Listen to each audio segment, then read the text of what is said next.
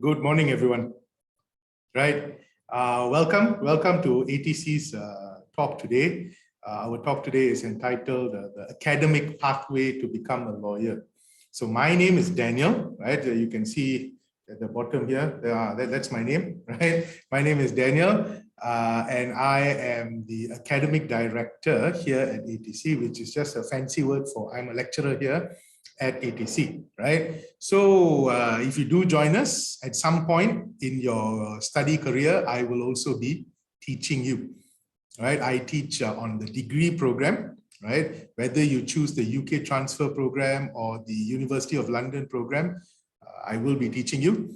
I sadly don't teach on the foundation program. That's because the subjects that I teach are not offered on the foundation program, but I will be there to see you if you join us for the foundation program as well. Okay, so today it's 10 o'clock now, so we are officially going to start. So today for the next maybe 1 hour or so, I will be telling you about the academic pathway. So what does that mean, academic pathway? What are the things that you need to do to achieve to become a lawyer in Malaysia, right? Now, of course, if you have been speaking to our counselors and all of that, they would have already told you this, right?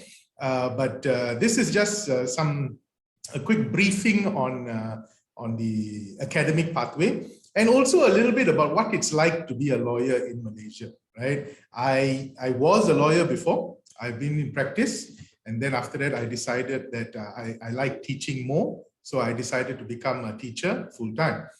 But I am in a position to be able to let you know about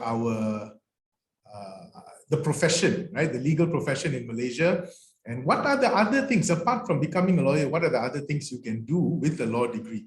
The law degree is a useful degree. It's a unique degree that you can use it to do a variety of things, right? A law degree is seen as very useful to qualify you to become more than just a lawyer. And that's one of the first things I will be telling you, right? So I see my colleague, Mr. Lim, right? Mr. Lim is here. I'm going to ask Mr. Lim, if he's listening, very quickly to put in the chat group all our social media links, right? Mr. Lim has a nice little link, all our social media links, right? So those of you who haven't already followed us on social media, right, please click on the links.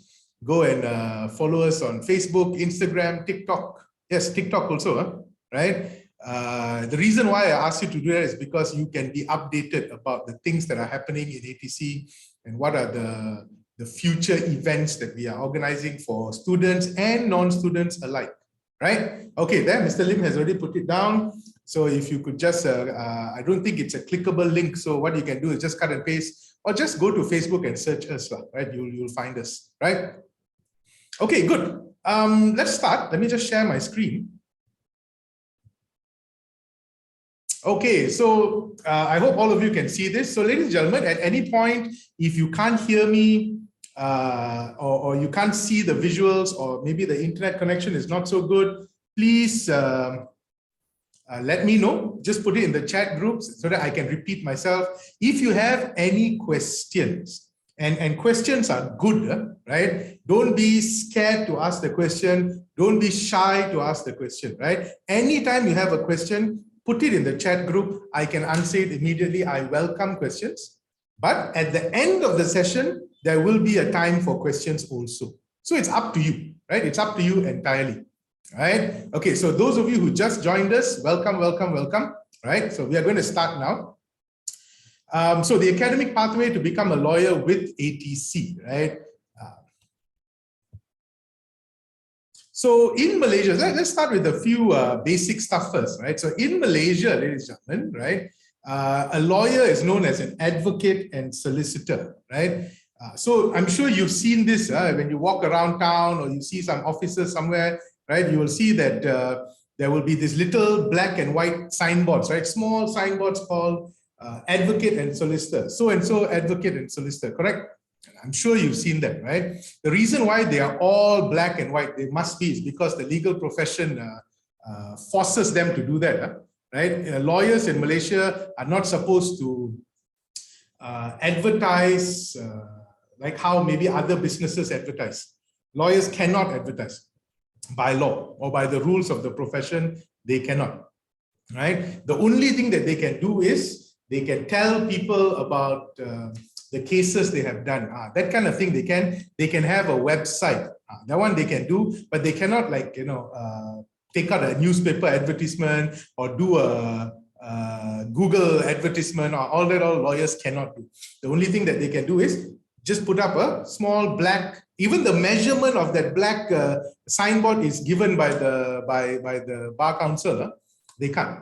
Right, so we are in Malaysia. If you become a lawyer, you are an advocate and solicitor, right? So it is a fused profession. In year one, you will learn all of this, right? Even in your foundation, you will learn all of this.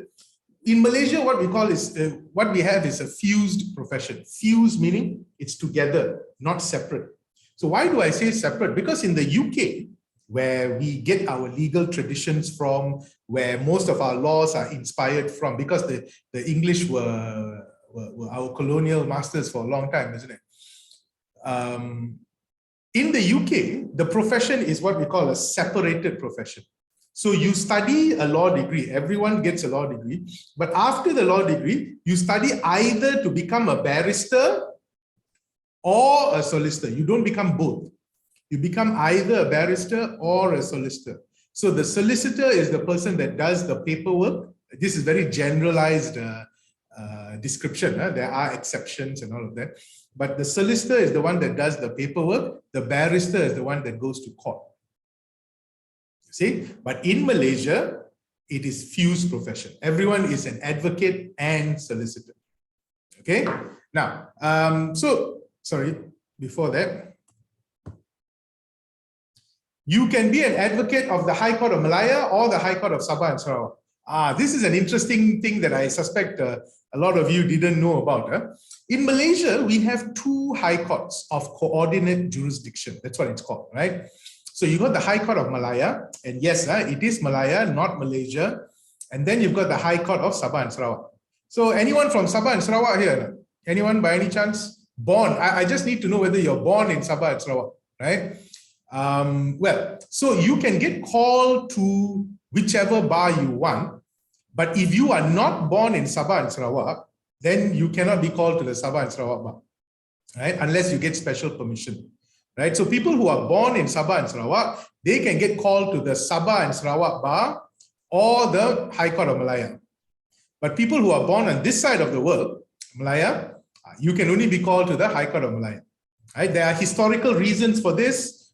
We are not going to get into it today, right? But that is the case, right? And you can only use the term to refer to yourself if you are in active practice. So active practice means what? You are actually a lawyer working in a law firm. See, like myself, I am fully qualified to be a lawyer, and I was a lawyer, correct? But now I cannot call myself an advocate and solicitor. So in my name card, it says non-practicing. So I must put the word non-practicing.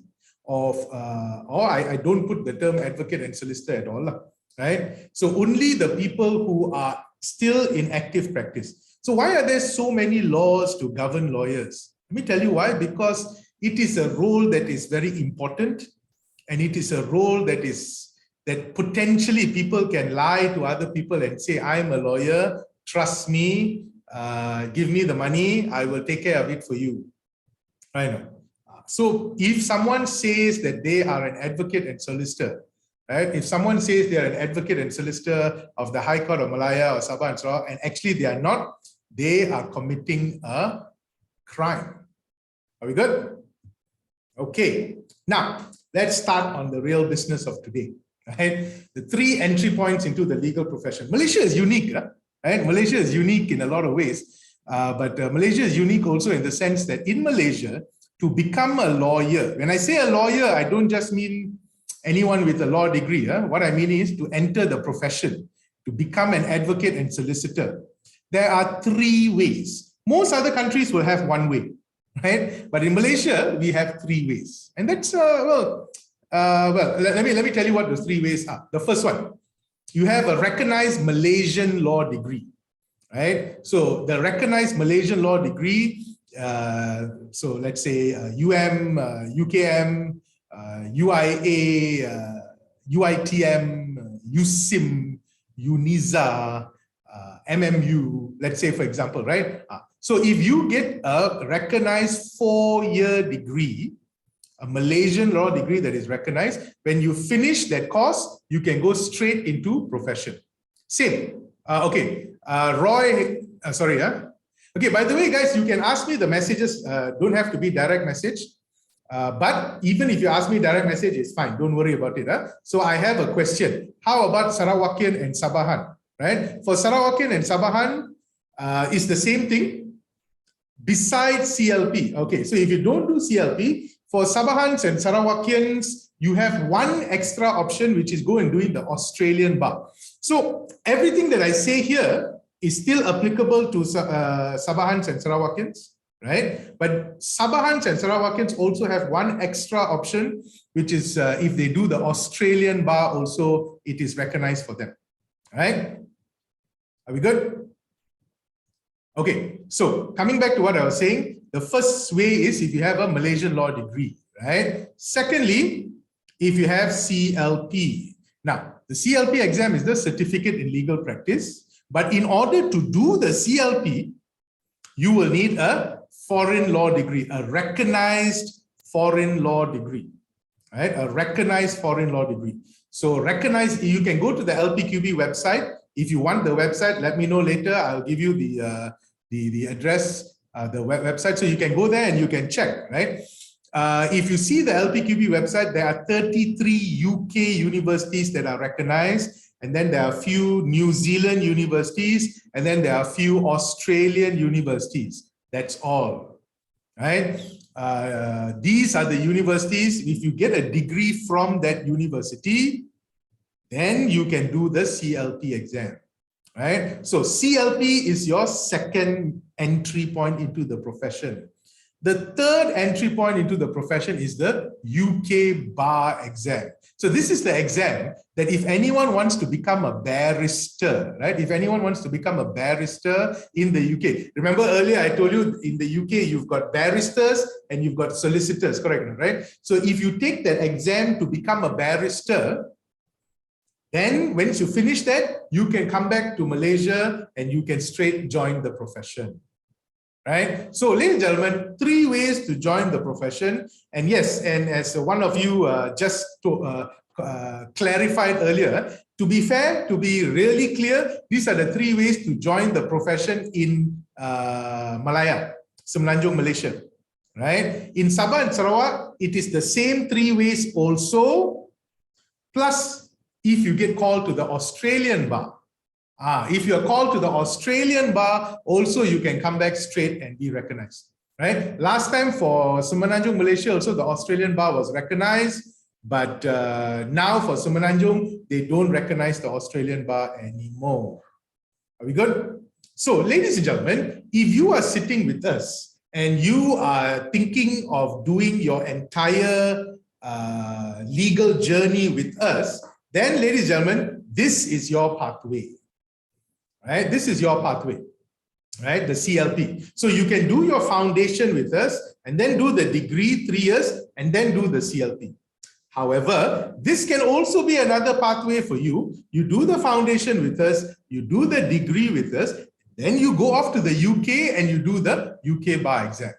So ladies and gentlemen, as a starting point, let me just tell you that we here at ATC, we provide you with all kinds of options depending on what you want to do, depending on your budget, right? We try and provide a platform for you to be able to achieve your dreams, for you to be able to become the lawyer that you dream about. But let's say, for example, you don't have as much money to go and do the UK bar, that's fine. Stay back here. Do the entire process, foundation, degree, CLP, everything, do it here with us. Don't have to go overseas and become a lawyer. Or if you want to go overseas, great, we also provide that option. Okay? Okay, so let's break it down into the details now, right? Again, at any point, just ask me the question. I'll be happy to answer, right? I will appreciate if you don't ask it direct message. You know why? Because then when I answer you, everyone else in the class will be wondering, hey, what is he suddenly talking about, right? And it'll be beneficial. But yes, if it is truly a private question, like you're asking me about some personal issue or whatever, then you can put it direct message. I won't mention your name.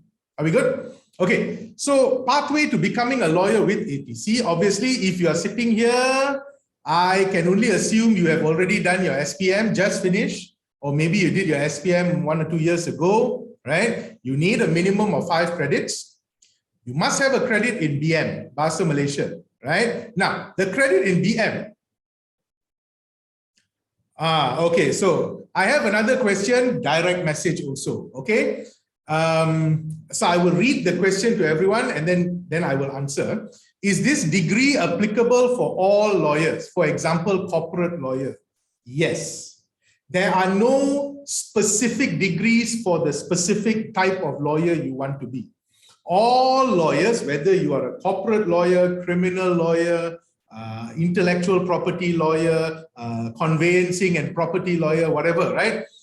Any type of law you want to become later on, you still have to do the same pathway, right? The specialization all comes when you are working, right? The specialization comes when you are working. It doesn't involve your study, right? I hope I've answered your question. If you have any follow-up questions also, please ask, right? So you need a minimum 5 credits. You must have a BM. Now, this BM credit is not a requirement for the LLB, the degree. It's not a requirement for the CLP also, but it is a requirement to be called to the bar. If you want to be a lawyer in Malaysia, you must have a credit in BM, Bahasa Malaysia. If you don't have this, please speak to one of our counselors. There are ways to get around this, or ask me later, right? But if you want to be a lawyer in Malaysia, you must have a credit in BM. Now, let's say you don't have it now. Doesn't mean now you must go and take it. You have some time, because you only need it before you get called to the bar. For some of you, that journey is 5 years away, right? So you don't need it to start the degree. You don't need it to do the CLP, right? But the 5 credits is a must. And then equivalent qualifications are also accepted. For example, O levels, or like I said, if you have some qualification that is different from SPM or STPM, come and show us, talk to us. We will tell you whether it's okay or not. Then after you finish your SPM, then you must do your STPM, right? You need, if you did STPM, if any of you are STPM students, you need 2 credits, which is a C or better, which means C minus cannot. It must be C or better, right? But they also recognize some equivalents, right? So if you don't want to do STPM, you can do A levels. If you don't want to do STPM, you can do foundation. So we at ATC, we offer the foundation program. It is a quick, much quicker, much faster, much more efficient and much easier way to do the same thing, right? So you might as well just do the foundation program. Okay, so I have a question. Can I use my local U degree certificate to apply for the course? I am now retired and misplaced all my certificates. Well, the answer is can.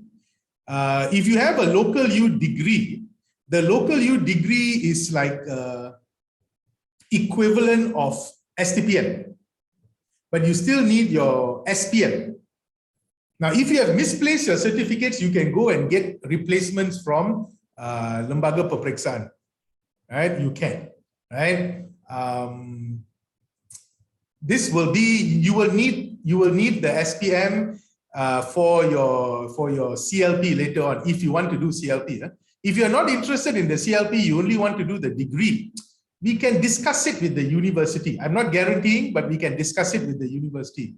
But for CLP, they are usually very, very strict, right? So my advice to you is go and get a replacement certificate as soon as you can.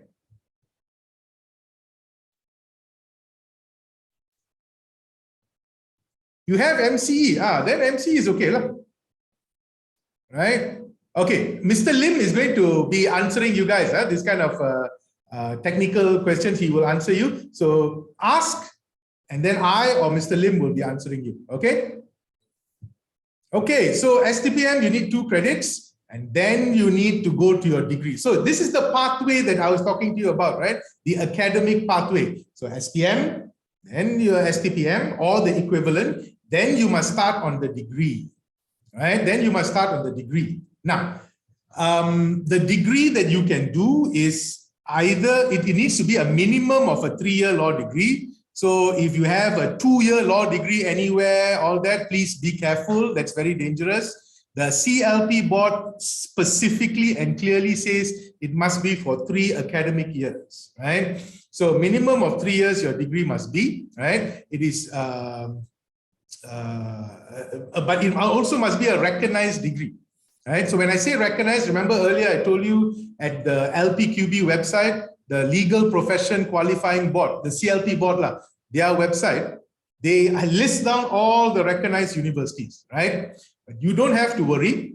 All the universities that are partners with ATC are recognized. If it's not recognized, we won't even be partnering with them, right? So if you must do a 3-year degree, so with us, you can do it all 3 years here in Malaysia.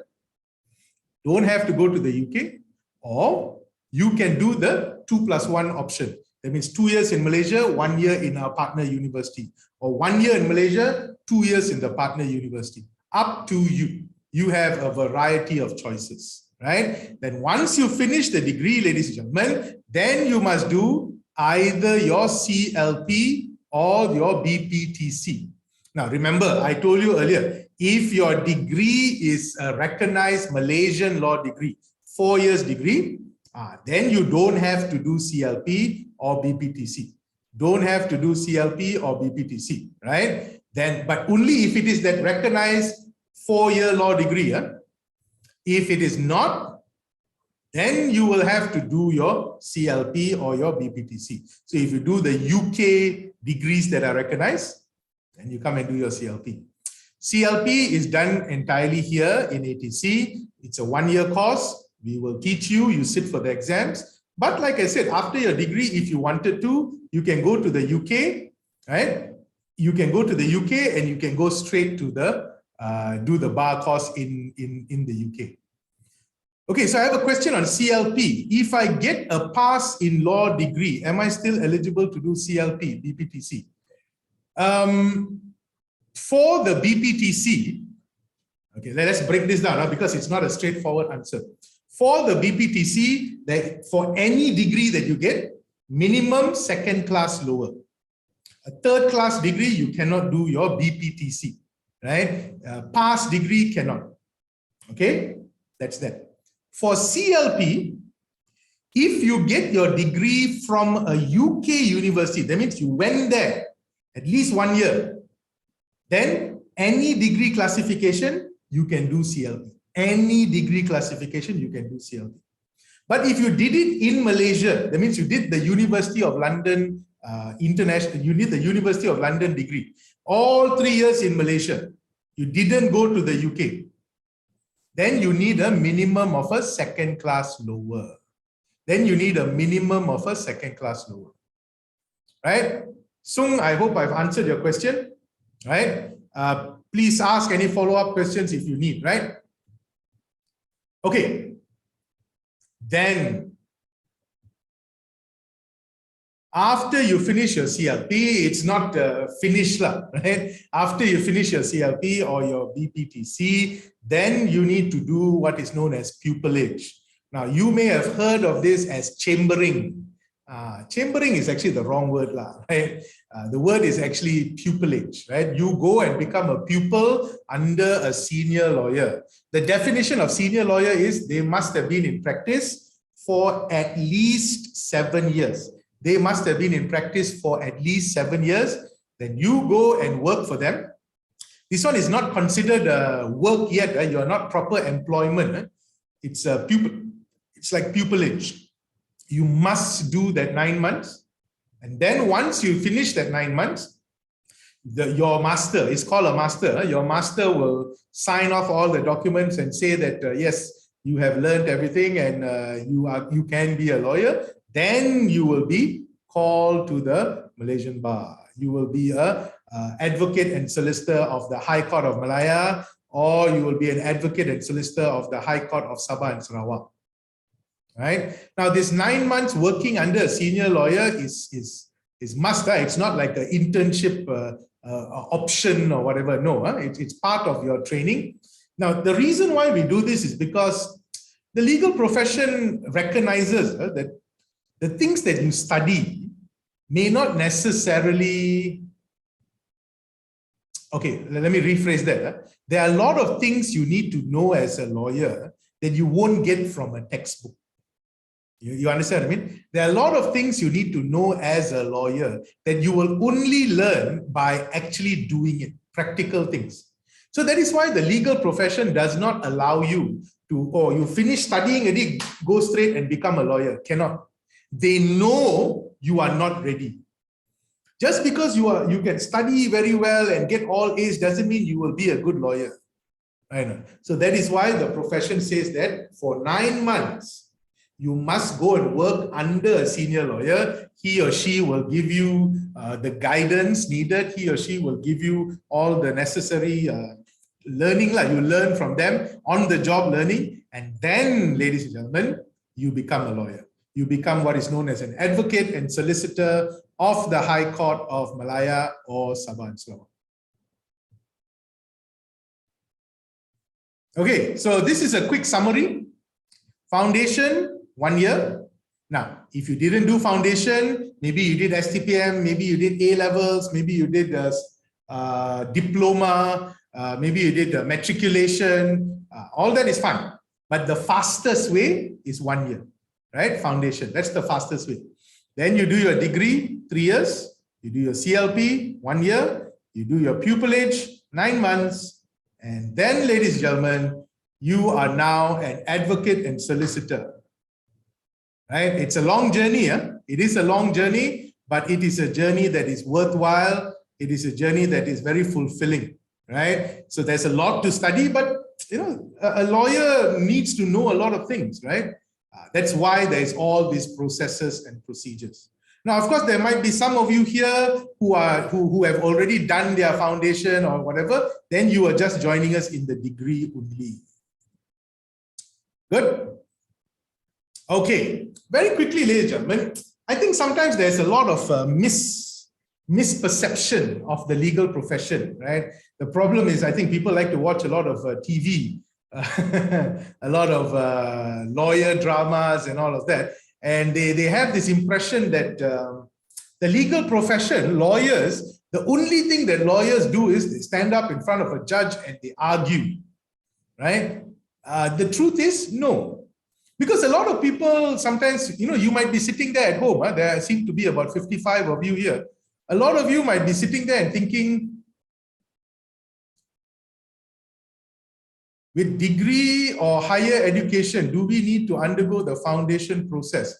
Okay, we need to see what is your degree or higher education, right? We need to see it so that we can advise you better. So it's very difficult to advise you like this. So please come and see us, or maybe you can email a copy of your degree to Mr. Lim. Mr. Lim will put his email address here, and then he will be able to advise you. Right? Again, I do apologize. It's not that I don't want to tell you, but we need to see the degree, and then we need to check with the LPQB. We need to check with the University of London, right? And then we'll be able to give you a better advice. Okay, so coming back to the top, right? So the legal profession in Malaysia generally, again, notice I put the word generally here, right, is divided into 3, right? So, like I said just now, some of you may be a bit concerned, sitting there thinking, I am not someone that likes to talk a lot. I'm not someone that is can stand up and talk and argue in front of a judge, but I like the law. I am interested. I am here to tell you, ladies and gentlemen, that what you see on TV, all those lawyers and that go to court and argue, that is just one part of the profession, right? That is one part of the profession. There are many, the profession is big enough to accommodate all types of people, all types of personalities. So Generally, you can be a litigation lawyer. Okay. So these litigation lawyers are the ones that go to court. They argue a case in front of a judge. They examine witnesses. They cross-examine witnesses. They make submissions to the judge. Right? So litigation can be on any area, right? It can be a family. It can be a family law litigation, so like a divorce. It can be a contract litigation. It can be a tort dispute. So no matter what the subject matter is, if you are someone that goes to court to argue cases regularly, then you are what is known as a litigator. So that is a branch of the profession that you can choose to be in. Or you can do corporate work. Now, corporate lawyers, they are very much in demand. So corporate lawyers, what they do is, they don't go to court so much. So I'm not saying no, go to court, but maybe in 1 year, they might go 3-4 times, right? That kind of a thing, right? Because their role is mainly advising companies. So big companies will want to do something. But if you're a big multinational company or big corporation, you cannot afford to simply do something without knowing the risk, right? So they will engage you. They will ask you, if we want to do this, what is my option, right? If I want to do this, what is my liability? Then you can be a corporate lawyer. So the corporate lawyer, what he or she does is, he advises the client on their legal liabilities if they do something, right? And then some of you might be familiar with these terms, M&A, mergers and acquisition. If one company is buying over another company, right? Then there is a lot of due diligence, research that needs to be done. All the paperwork with the ministry, with the registrar of companies, creating a new company, all of this the lawyer will do. IPOs, if your company is going to be listed in the stock market, there is a lot of regulatory work. There's a lot of paperwork that needs to be done. The lawyers will sort it out, right? So this is corporate work, right? Now, sometimes because of these issues, there might be litigation. So sometimes you go to court, or the corporate lawyers will send the case over to their litigation partners. And then, ladies and gentlemen, there's conveyancing. Conveyancing lawyers, if you're a pure conveyancing lawyer, you maybe have never stepped into court in the last 10 years, right? Or you very rarely do you go to court at all, right? A conveyancing lawyer deals with property transactions, right? So whenever you buy a house or you sell a house, you need a lawyer there, right? So there are lawyers that do that exclusively. Now, it doesn't mean that if you become a litigation lawyer, you cannot do corporate work.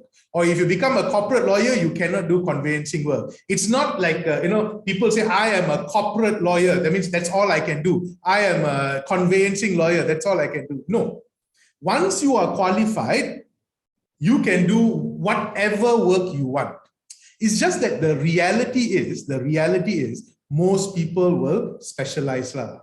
It's a different skill set, as you can tell, right? It's a different skill set. Maybe the people who enjoy talking and standing up and arguing, they should be litigators because they are better at it.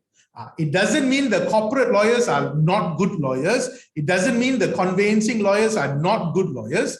They are just doing different things. Equally important, equally valuable, right? So I got a question here. It was a private question. I am hesitating because I'm not sure whether I'm suitable to be a lawyer or not. Because I am a silent person. My parents think I can't become a lawyer. Okay, so I'm not saying your name because you send me a direct message, right? But to you, I'm talking to you and to everyone else, but I'm talking to you specifically. Tell your parents, right? There are different areas in the legal profession. That's why I tell you, most people who don't know the profession, they only think of that one type of lawyer, that lawyer that goes to court, put on the black robe, put on that funny little collar, and then they go to court and they argue, correct? Right? Yes, that is one type. That is the famous type, if you like. right? But there are corporate lawyers, there are conveyancing lawyers, right? Some will argue the conveyancing lawyers probably make more money than the litigation lawyers. Well, that depends, huh? Of course it depends, huh? But yeah, so you can be a lawyer and you can do conveyancing work and you never have to leave the office. Just have to meet your clients, get the things, and then you never have to go to court. You don't have to argue. Then some of you say, if like that, why I want to be a lawyer? Then don't worry. Then you don't be a conveyancing lawyer. You be a litigation lawyer. You know what I mean, right? So all this depends on once you finish your foundation, your degree, your CLP. Once you finish, then when you are going to look for your pupillage, and then after pupillage, when you're going to look for a law firm to work in, don't simply apply. Do the research. Okay, I only want to be a conveyancing lawyer. I don't want to be a litigation lawyer. So you look for conveyancing firms. There are so many firms that are 100% conveyancing firms, right? Right. So you can do that. You can go and join a conveyancing firm and then be a lawyer there, right? Now I see Roy has given a suggestion, and that's a very good suggestion there, right? Roy has said that maybe you don't want to be a lawyer. You can go and work for Petronas, Shell, CIMB Bank, all these big corporations, Astro, right? All of them have got legal departments. Then you can go and work in those legal departments and be their in-house lawyer, right? Now, of course, if you go and work there, then like I said earlier, you are no longer called an advocate and solicitor of the High Court of Malaya or whatever, right? You are no longer called that, but it doesn't matter, right?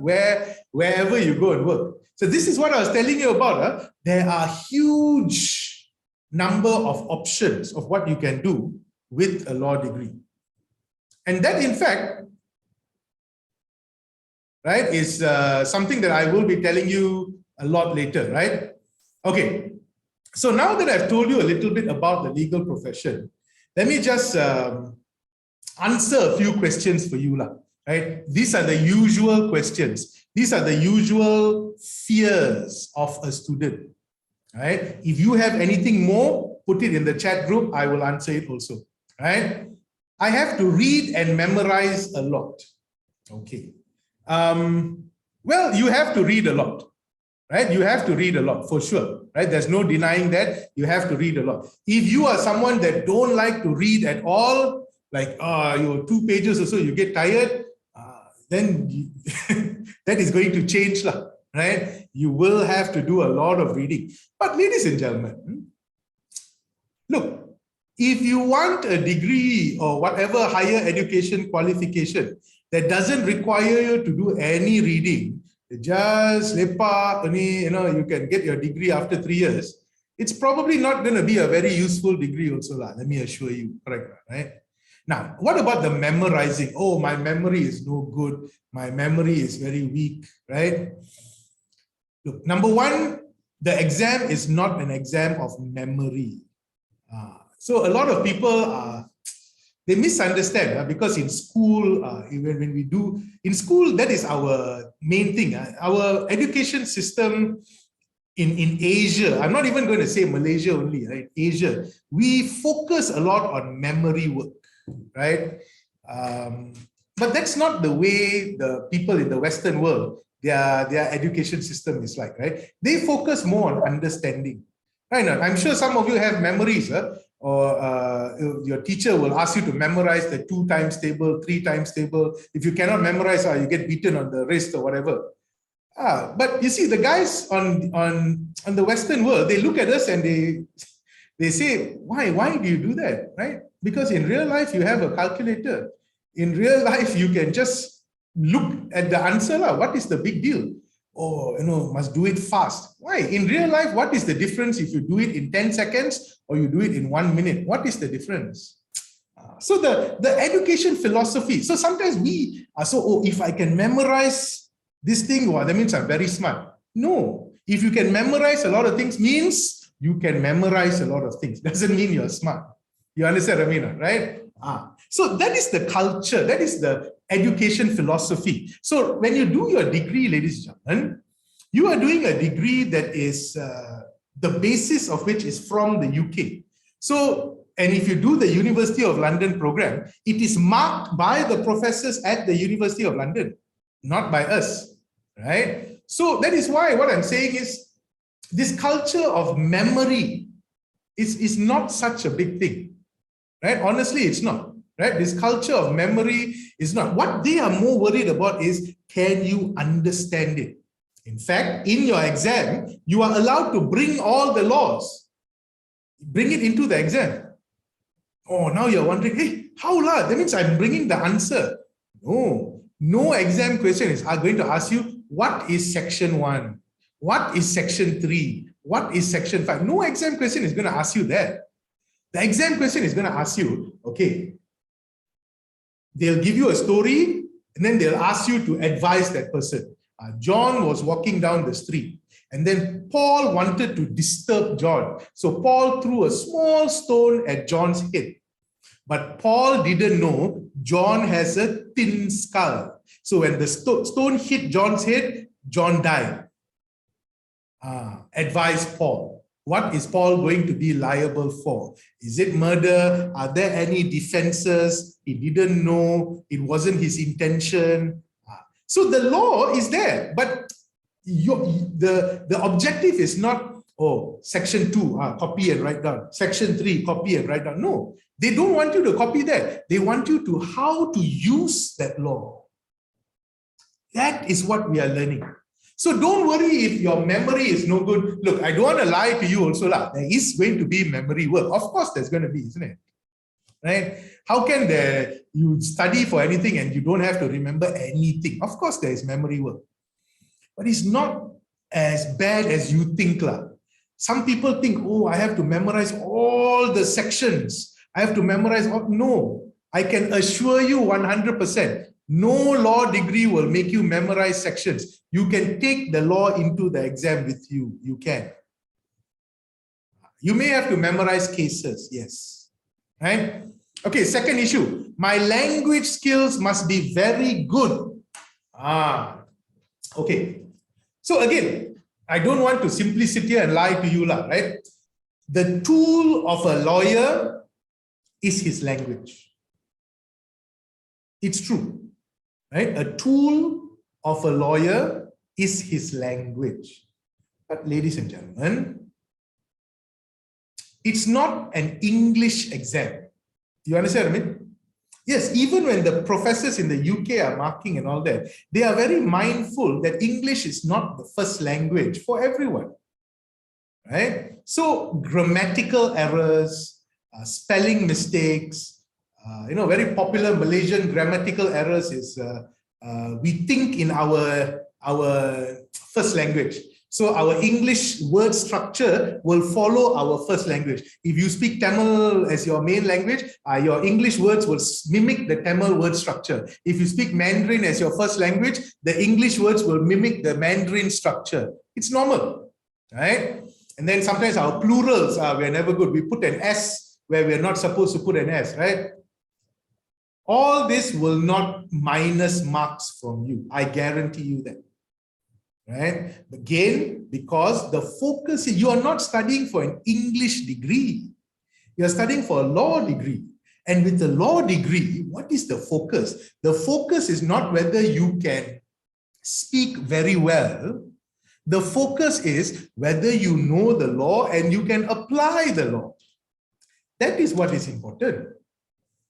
Now, does this mean that if your English is terrible, I got zero English, I can become a lawyer? Well, it's going to be very difficult for you because the entire course is taught in English, right? But ladies and gentlemen, that is why in our foundation program, we thought about that. And in our foundation program, you have 2 English subjects that will help you with your development of English if you think you need it. Not everybody does, right? But if you think you need it, before you start the degree, we will be having 2 semesters of English for you, right? And then, of course, All the other subjects are taught in English as well. Eventually, your English will definitely get better. Trust me on this. I have been teaching for 19 years, right? Close to 19 years now. And from my experience, I have seen students when they start before their A-levels or before their foundation, they struggle to even form sentences. By the time they finish their degree, they're speaking so fluently because you can't help it. Your day in, day out, your reading, your talking will be in English. When you speak to the lecturers, you have to speak in English because language is something that you must practice. And if you don't practice, so most of you, when you're at home, you speak your language. When with your friends, you speak your language. You read or you watch TV also, you watch shows in your own language. That's why you're not good in another language. Huh? But when you're forced to study in English, you listen to lectures in English, you have to speak in English, that will be fine, don't worry. But also, let me tell you, if you want to be a lawyer in Malaysia, you must be conversant in Malay. And I know sometimes we have this whole Malay not important. Let me tell you, that's not true. Huh? For no other reason, we are Malaysians. We should know Malay. And that is my personal belief, right? I strongly believe in that, right? But some of you may not, that is your personal belief, Daniel. But for very practical reasons, you need it in court, right? So if you have any dreams of actually becoming a lawyer, your Malay needs to be reasonable as well, right? You don't need it throughout your entire study period. Yeah, you don't need it. But later when you go into practice, if your Malay is so bad, which number one is a shame, because again, you're Malaysian. But if your Malay is so bad that you cannot communicate with the court clerk, you cannot communicate with the judges, it's going to be a problem, right? Okay. Must I have an aggressive personality or like to talk to people? I think I already addressed this earlier, right? The legal profession is wide enough and big enough for a variety of personalities. And sometimes a lot of people think all those lawyers that go to court, all of them are very aggressive. They are not.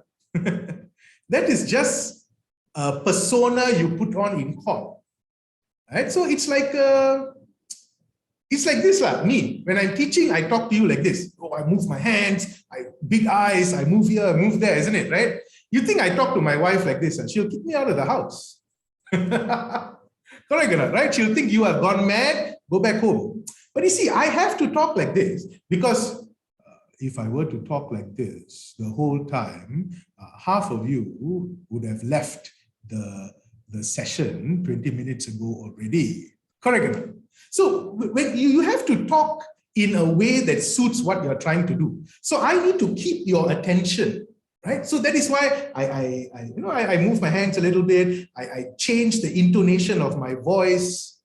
That's important, right? So when you are a litigation lawyer, let's say, for example, you will have to be a little bit, it's like a show you're putting on, a little bit aggressive. But that doesn't mean you have an aggressive personality. Really, a lot of them are just the kindest, nicest people you will ever see, right? They don't talk like how they talk in court outside in real life. So if you feel, oh, I am not like that, don't worry. Most of the lawyers are not like that. That is a show. Before you go, it's show time. Let's go. Let's put on an act. Let's do it. Get the job done. Go back home, right? I don't like to go to court. Sorry. I don't like to go to court. Can I still be a lawyer? Well, we spoke about this also. You don't have to. What if I don't understand the law and the cases? Well, ladies and gentlemen, that's what our job here is for, right? We at ATC, we will make sure that you understand. And if you don't, you will disturb us. And we welcome that. You will bug us until you understand. Come to me, sir, I know you explained this 2 times a day, but I still don't understand. I like students like you. Ask, because it's better than the student who don't ask, so shy, right? Now, don't ask anything and then don't understand and then fail the exam,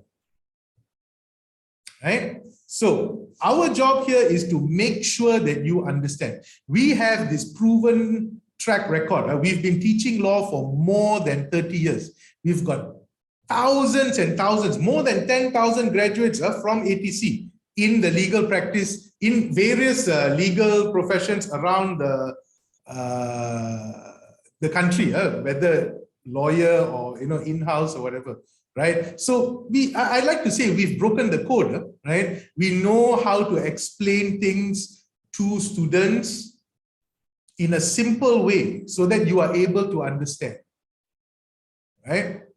What if I fail my exams? Don't worry about that. Look, sometimes things happen, right? Nobody is perfect all the time. In every journey, sometimes you fall, you stumble, perfectly normal, right? Perfectly normal. Let me tell you, if you don't stumble and fall during your study time, you won't be prepared. What if you stumble and fall and fail something during your work time? Then you will be so freaked out. You don't know how to handle. This is part of the learning process. Now, I'm not saying failing is good. Don't get me wrong. But if it happens, don't worry, right? All the degree programs allow you to resit the exam, even the foundation, they allow you to resit the exam. The foundation with us, the first time you resit, it's free. You don't have to pay anything more. The first exam also is free. I mean, it's all part of your fees. But if you have to resit more than once, then there might be payment involved. Right? So on the degree program also, there will be payment involved, but we will cross that bridge when we come to it. Are we good? Right? Okay, take a look at this. So this goes back to what Roy, if I'm not mistaken, Roy was saying earlier, right? So yes, I know all of you sitting here are probably interested in becoming a lawyer, which is very good, and you should pursue that dream. But let me tell you, there are so many other things that being a lawyer helps, having a law degree helps with. I can assure you this, right?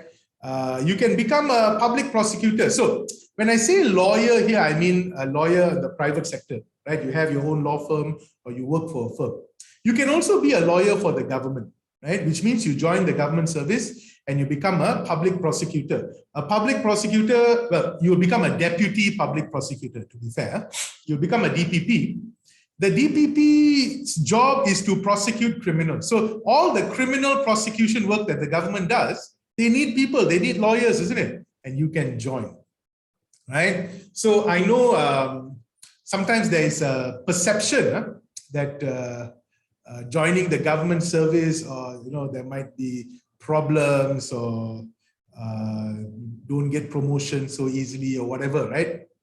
Let me tell you that the AG's chambers, right, the Attorney General's chambers are always looking and welcoming people who are not what you traditionally associate with government service, right? They always welcome smart and bright people to join them. And then if you join the Attorney General's chambers, right, the AG's chambers, there is a bright pathway for you to become a senior DPP, senior federal counsel, and then slowly move your way up to become a judge, right? If that is something you're looking at, right? And there are many, all types of people from all types of backgrounds in the Attorney General's chambers. Trust me on this, go and take a look at their website, right? Then this is what Roy was talking about earlier, right? General counsel, in-house legal department, right? You can go and work, instead of working at a law firm as a lawyer, you work for a construction company, you work for Petronas, you work for CIMB, you work for multinational corporation. Okay, do I need CLP to become a prosecutor? Okay, so I see another question here also by Bonnie. Sorry, I didn't notice your question. What if we don't want to sit for CLP? And then, do I need CLP to become a prosecutor? Okay. Let me address those two questions. What if I don't want to sit for CLP? Can. Bonnie, you don't have to sit for CLP. You can go and work in any of these other options except lawyer. And this one answering the second question, yes. If you want to be you want to work in the AG's chambers, you need to have your CLP as well. You need to have CLP because you must be a qualified person to go to court, right? But another advantage of working for the AG's chambers is if you work with them for at least 2 years or 3 years, then later, if you want to go to private practice, you don't need to do the pupillage, the chambering. The Attorney General will give you a certificate. You don't need to do the chambering, the pupillage thing. You see? So there are advantages to joining the Attorney General's chambers, and I always think it is a good option, right? Okay, then journalism. So remember in the newspaper, all your articles, sometimes they will report on court cases, right? Like the one NDB case and this murder case and all of that. So if you are someone that understands the law, it is so much easier for you to write the articles, correct? Right? And then also when you're writing about general politics and government and how it works, in a law degree, you will be studying about all of that. In your year 1, you'll be studying this module called public law, where you learn about parliament, you learn about the courts, you learn about the government, the relationship between the government and the courts and parliament, how it works, all of that. You are learning about all of that. That knowledge is also useful if you want to be a journalist, isn't it? Human resources. So in any company, you will have a human HR department, right? The HR department does the hiring, the firing, the contracts, the disciplinary inquiry. Now, of course, you have a HR degree also, where you study more things. But a law degree sometimes is seen as very useful for HR. Okay, Yi has asked, can I become litigation, corporate, and conveyancing lawyer at the same time? Can. 100% you can, right? Yeah, the answer is can. All I'm saying is most of the time, lawyers will eventually specialize. But yeah, if you want to open your firm and your own firm and whatever work you get, you want to do, you can. Like I said earlier, there is no like, oh, because I did this degree, I can only become litigation. Because I did this subject, I can only become corporate lawyer. Don't have. Once you are qualified, you can do anything. Prosecutor is the litigation type, yes, but even in the government department, it's not only prosecutor. You join as a DPP or a federal counsel, but they can put you under the research department. You know, all our laws, the way the wording and all of that is drafted by the AG's chambers. They can put you under the research department. They can put you under the international treaties department. So again, even with the AG's chambers, even if you join the government, there is room for all types of personalities. Next, police officer. If you come out with a law degree and you join the police, you will automatically be an inspector.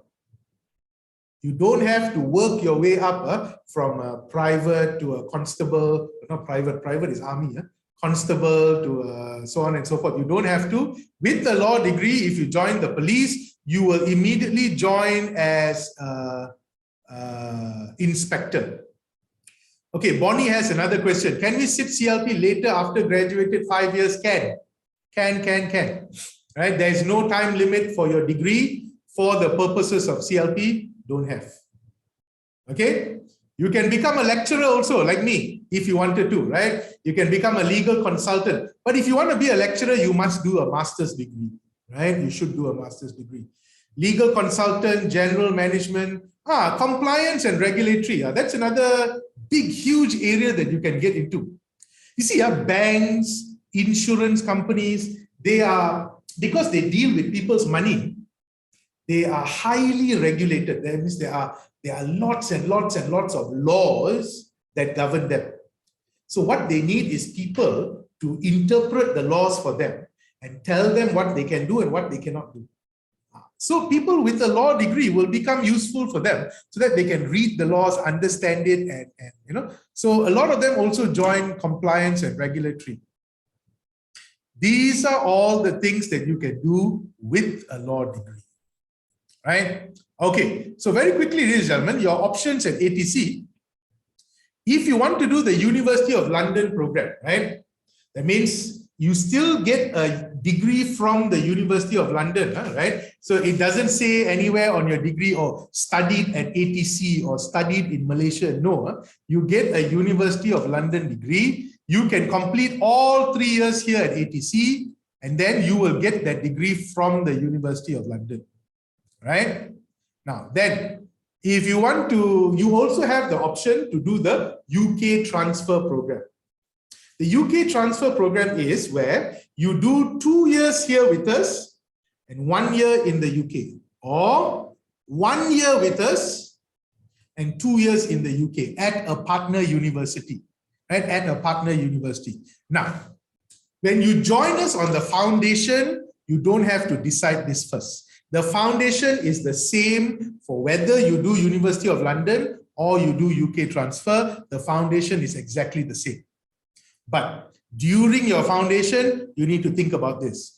Because after that, ladies and gentlemen, you must decide.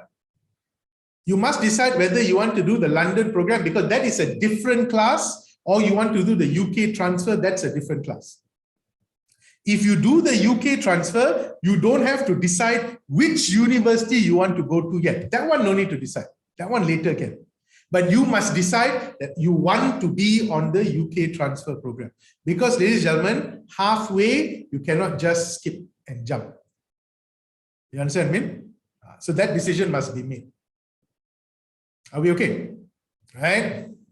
And let me tell you, this UK transfer, right? If you choose the UK transfer, when you go off to the final year in your whichever partner university you choose, when you go off into your final year, the degree certificate that you get is exactly the same as the student that went there for all 3 years. So imagine, if you spend 3 years worth of money and you went there, and then now you spend 1 year worth of money to go there, the other 2 years you spend with us, you get the exact same certificate. Why? Because all these universities recognize us as the same as their year 1 and year 2. When you go off into your final year in the UK, you are not put in a special class for all the ATC students in one special class. No, no, no. You are joining their normal year 3. Why? Because they recognize the quality at ATC, and they say that if you have passed ATC year 1, year 2, you can go straight into year 3 there. Okay, whoever has to leave can leave, right? We are going to be finishing soon, right? We're going to be finishing soon. But yes, whoever has to leave can leave, but you can speak to your counselor to get the recording if you wanted to. What about a judge? Okay, so Mr. Hans has asked, what about a judge?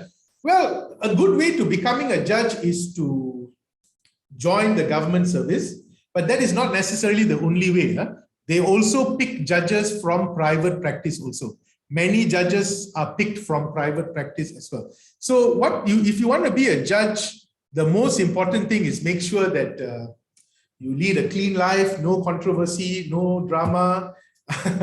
And then also, when the time comes, you can put in an application to become a judge. Okay, so I notice our 1 hour is up already. So I'm going to go a bit faster. So this is our University of London program. It is very, very well recognized and established program. It's been around for more than 200 years, right? And well, almost 200 years, right? And then, so these are some things about the University of London. Now, this is our UK transfer program. I'm sorry, this is not updated. You will see that these are our partner universities: Nottingham Trent, Sheffield, Essex, Aberystwyth, UWE Bristol, and we also now have the University of Leicester, right? The University of Leicester, right? And we also have the University of Law. Right? So we have 7 partner universities that you can transfer to if you wanted to, if you join the UK transfer program, right? I should update this soon, right? I apologize. So apart from the universities here, you will notice that you will know that there's also University of Leicester and the University of Law, right? University of Leicester, University of Law. Go and Google them. These are all top-ranked universities, and you have an opportunity to get a degree from these universities without spending 3 years worth of money in the UK, right? Just 1 year in the UK, you will save so much money. Even if you can afford it, it doesn't seem like a smart thing to do, to go there for all 3 years when you can go there only for 1 year and get the same thing. And this is not me just trying to sell it to you. Huh? If I'm lying to you, you can bring an action against me. You will get the same degree piece of paper, right? Yeah, so this is the thing that I told you earlier, right? So the degree transfer program allows you to save a significant amount of money, right? The degree you will also get is exactly the same degree if you studied all 3 years in the UK university. But you know, if you are a part-timer, that means meaning you're working, you're trying to work and study, then of course the University of London program is the best for you. Even though you don't go to the UK at all, right? Which number one is not a bad thing at all. You know? Some people look at the UK now and they think it's not a great place to be, right? But even if you don't go to the UK at all, the degree that you get is so highly recognized. Just speak to any lawyer in the profession. They will tell you the people with the University of London degrees, there's a little bit of respect there, right? Okay, so, okay, let me show you this. This is the fact that we got 95% pass rate on our University of London program, right? Citra, can we complete all 3 years here due to work commitment? 100% can, Citra. Of course you can, right? That means you don't join the UK transfer program. You join the University of London program. You can do your foundation if you need to. If not, means do your degree 3 years here, well-qualified degree here. And if you use the London degree, if 3 years time you wanted to go to the UK and do the bar exam, you can. But if you don't want and you want to stay here to do the CLP, you can. As long as you get a minimum of a second-class lower degree, which is reasonably easy to get. Majority of the students will get it, right? So on the University of London program, for last year, I believe, our pass rate is 95%. And let me tell you this, no other college, no matter how much they advertise, can tell you this. Right? No other law school, no matter how much they advertise on TV, on billboards, on this, because all their money is spent on advertising. Ask them to advertise this, they cannot, right? This one we can, and this is not us saying this, this is from the University of London. I have a letter that says this, right?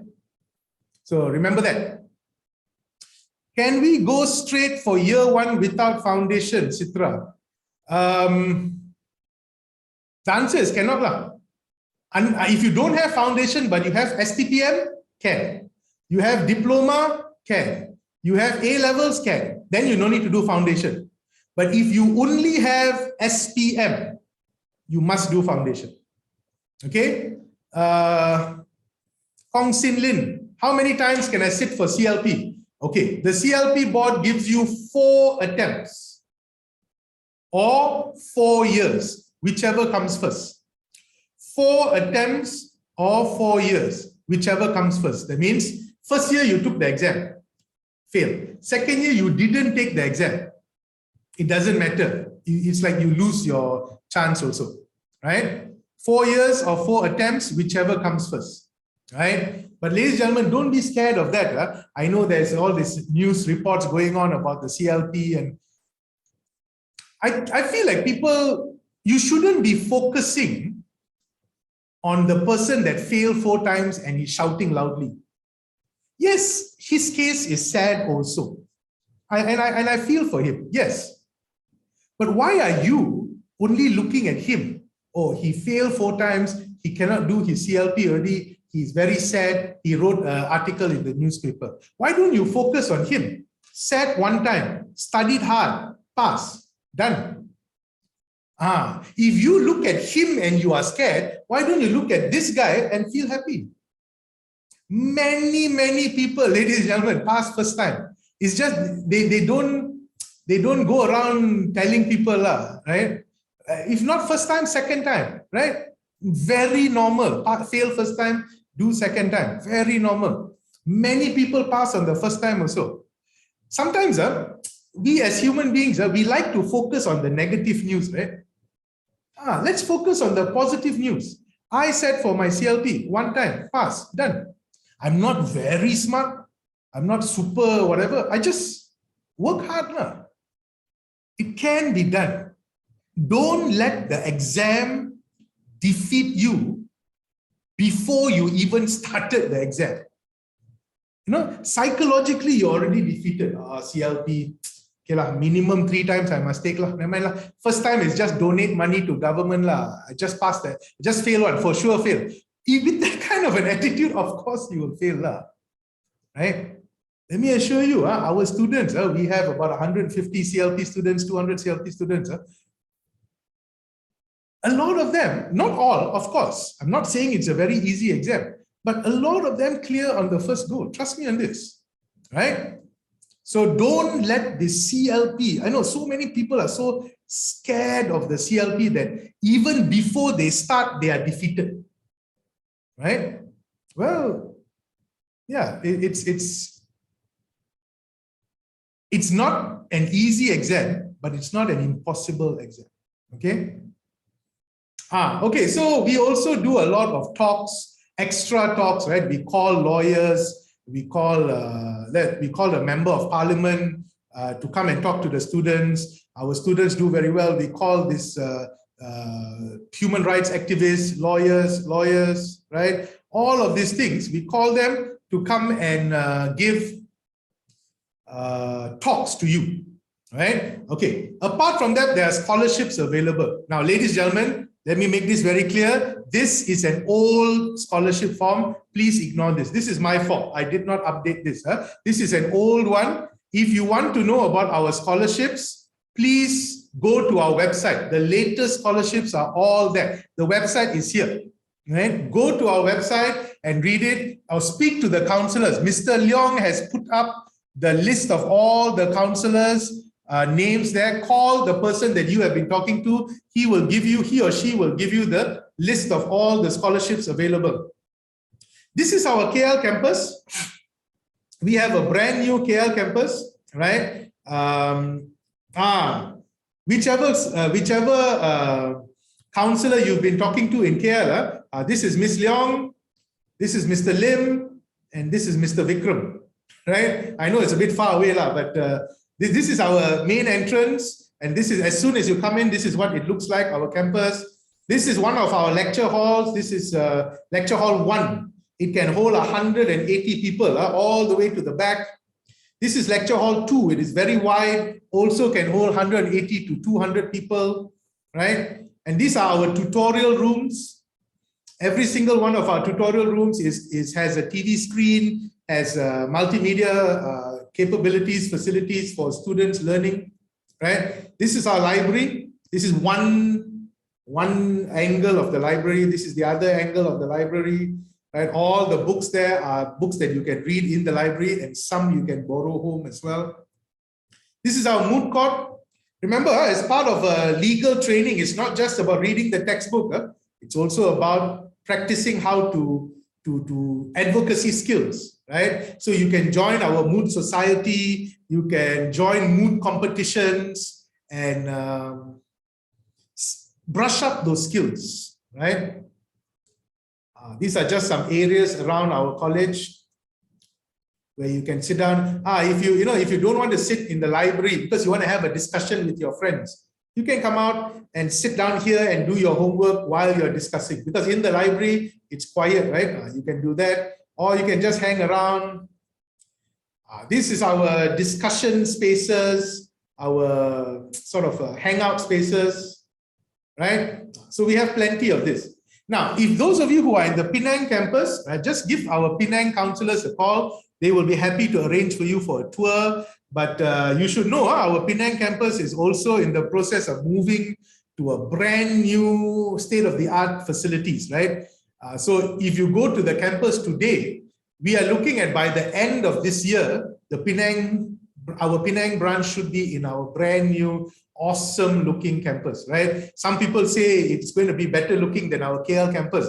I'm a bit jealous, right? But yeah, so the Penang campus will be moving soon. Speak to the Penang counselor. I think the number is in the chat group if you want more information about where they are moving to, right? So of course, you can take PTPTN loans. All our courses are accredited. You cannot take PTPTN for foundation programs. PTPTN is only for degree programs, right? You can take that. Citra, any plan in Johor? No, not at the moment, no. Maybe future plans we have, but at the moment, no. But at least for the next 1 year, we probably will still be doing online classes. Online, and what we are doing is hybrid, right? We have a hybrid system where you can choose to come for class physically on campus, or you can study online from wherever you are, right? Yes, Mr. Lim also is saying that, right? Exactly. Okay, ladies and gentlemen, that's the end of my talk, right? I'm sorry I had to go a bit fast because I know we told you 1 hour, but it took 1 hour, 15 minutes. Okay, this is my details. This is my email address. Please send me an email if you need to ask anything. But our counselors' emails are all in the chat. Please go and take a look at that and give them a call. Mr. Lim, Mr. Vikram, Ms. Leong, whoever you are comfortable to speak.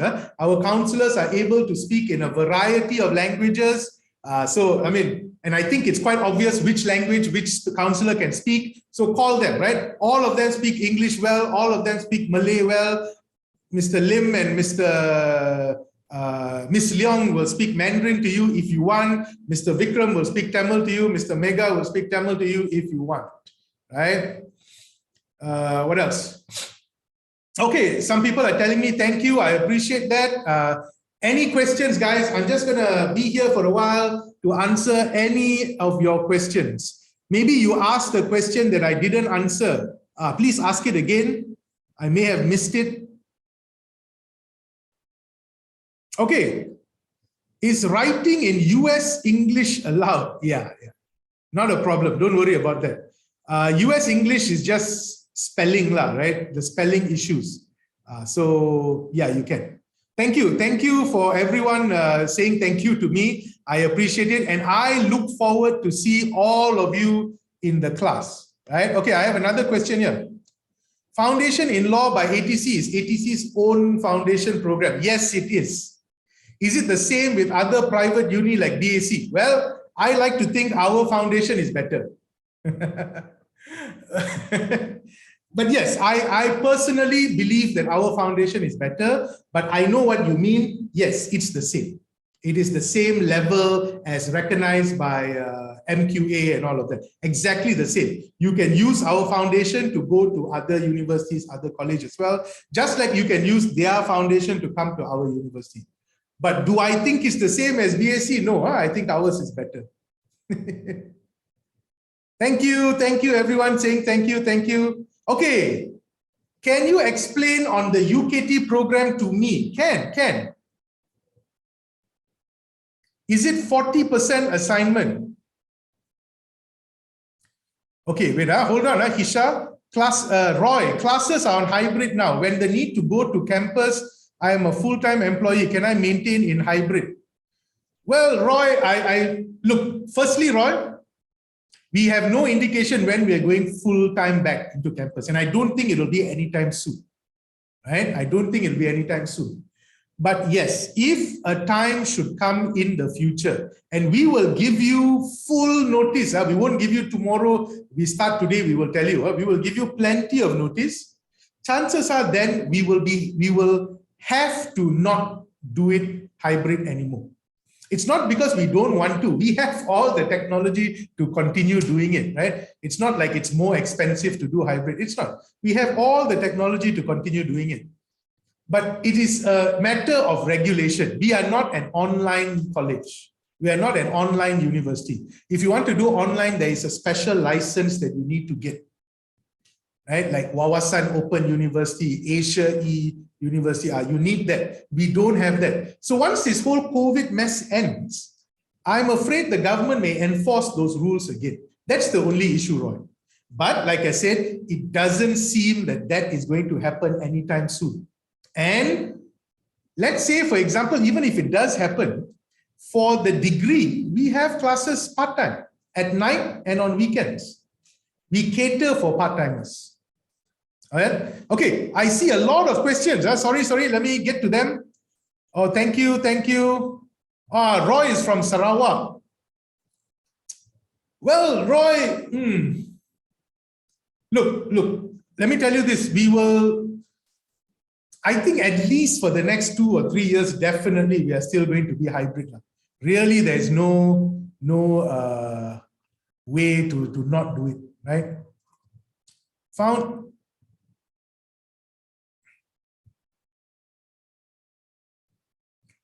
Okay, wait, let me see. Is the foundation of ATC fully recognized by UK Uni if I plan to take UK transfer program in the future, like University of Manchester, or it depends on entry requirement of the specific university? Okay, Su Wei Ching, our foundation is 100% recognized by all the universities, right? But some universities like Manchester have certain extra requirements, right? So you must get, but the requirement is on the degree itself. That means you must get a minimum of 60 average. You must have some English requirements, right? So please speak to our counselors. They will tell you what is the requirement. But the foundation program is fully recognized by all the universities. Kavilashini, sir, I'm currently doing foundation in law in another university. Can I continue my degree there? Of course you can. We welcome you to come and do your degree here with us. But we need to see your foundation, right? I don't know what university it is. Just give your degree, your foundation to another one of our counselors and they will be able to check for you. Only to check whether it's a recognized foundation, right? Recognized by MQA. Okay, Citra, can I miss many classes as I work at site as handling pots, heavy lifting? I can resit back the missed classes. I've already paid for foundation course in full. Citra, for foundation, you must write into your head of department and ask for permission.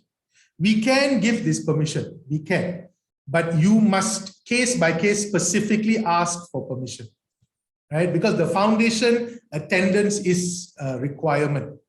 For the degree, no problems. But for the foundation, attendance is a requirement. So please write in and get the permission from us, right? Because if you miss classes, you may miss the assignments. If you miss the assignments, then you can't do the assignment, you can't pass the paper. Then you will fail, right? Not because you didn't study, but because you didn't do the assignment. Assignment will carry 30% of the marks or 10% or 20%, right?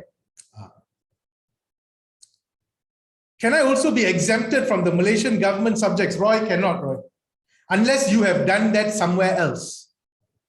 If you've done the Malaysian exam in your previous degree, you show it to us. If it is acceptable, then can. If not, Roy, look, I also wish we don't have to do those exams, but we have to, right?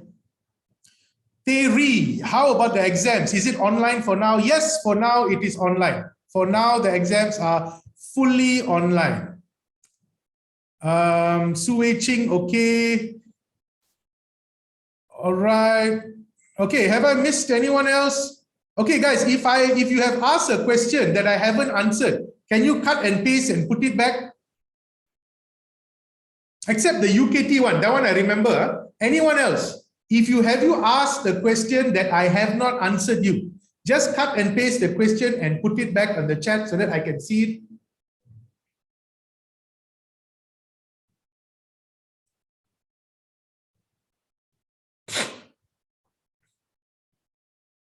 Nothing? Okay, now, one of you asked me about the UK transfer program, right? The UK transfer program. Well, let me talk to you about the UK transfer program then.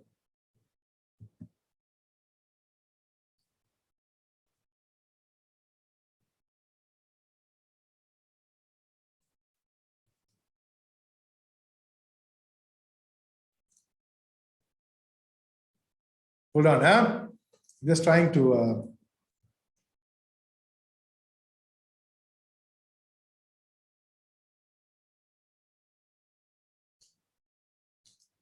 Okay, Hisha UK transfer. Yeah, Hans, can I confirm with you part-time studies is not eligible to sit CLP? No, Hans, that is not true. That is not true 100%. Okay?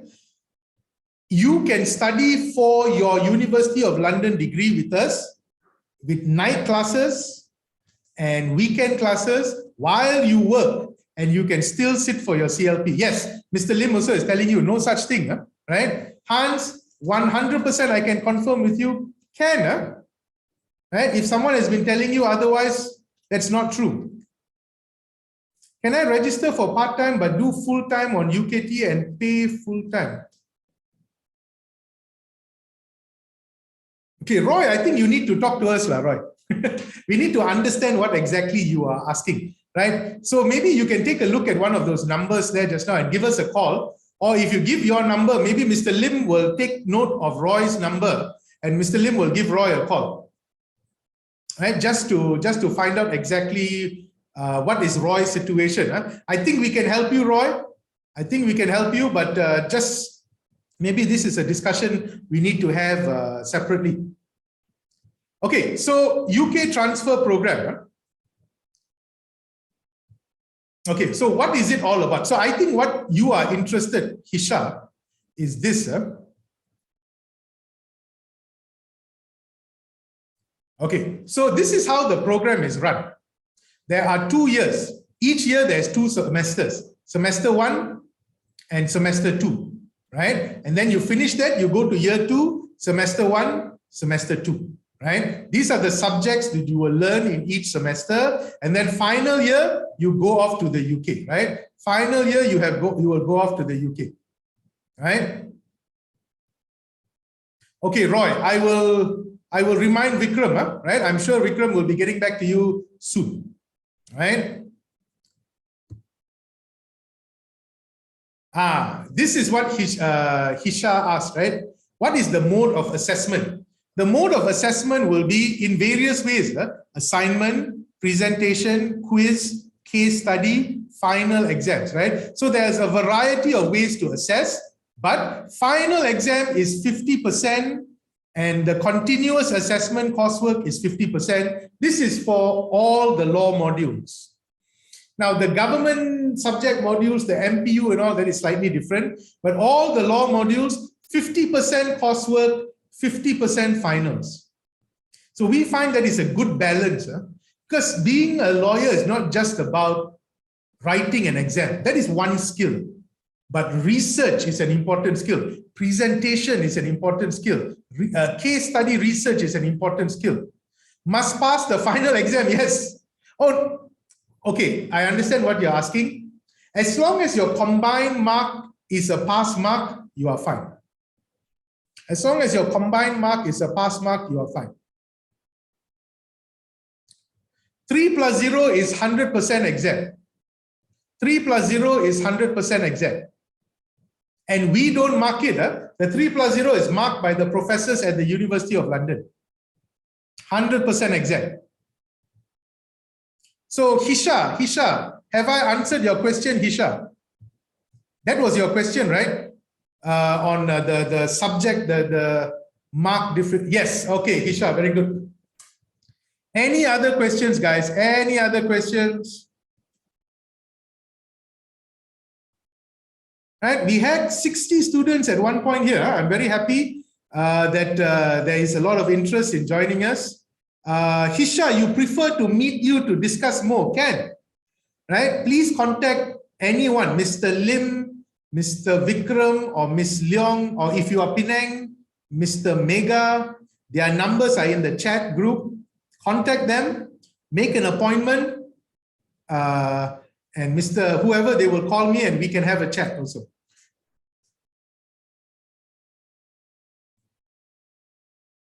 Okay, very good, very good. Any other questions, guys? I would like to have a chat on the subject and study method. Roy, definitely. So Vikram has your number, right, Roy? Vikram has your number. At some point, I will give you a call, right? We can have a chat. And if that doesn't happen, just call Vikram and remind him, and then he will get me in touch.